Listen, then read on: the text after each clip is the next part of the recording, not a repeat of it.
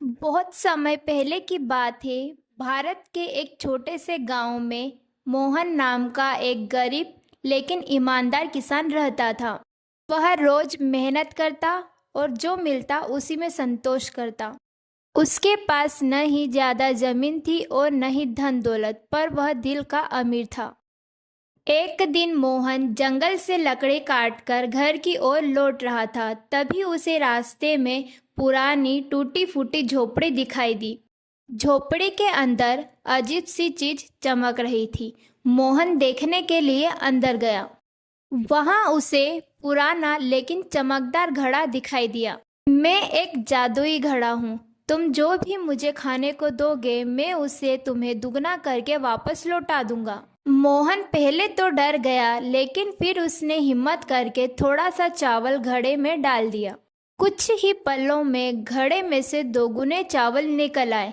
मोहन की खुशी का ठिकाना न रहा। उसने भगवान को धन्यवाद दिया और घड़ा अपने घर ले गया। अब मोहन और उसका परिवार कभी भी भूखा नहीं रहता था।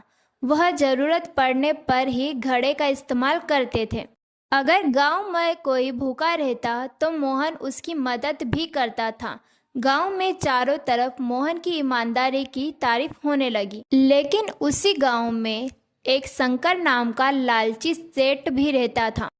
एक दिन वह चोरी छुपे मोहन के घर गया और जादुई घड़ा चुरा लिया। शंकर ने सोचा, अब मैं दुनिया का सबसे अमीर आदमी बन जाऊंगा।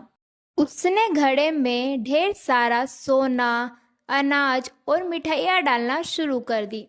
घड़ा हर बार सामान को दोगुना कर देता। जल्द ही सेठ का घर सामान से भर गया। लालच में आकर उसने और ज्यादा सामान डालना शुरू कर दिया। अचानक घड़े में से इतनी चीजें निकलने लगी कि पूरा घर भर गया। दरवाजे बंद हो गए, सामान गिरने लगा और सेठ खुद फंस गया। वह चिल्लाने लगा, लेकिन कोई सुनने वाला नहीं था। सुबह गांव वालों ने सेठ को बाहर निकाला।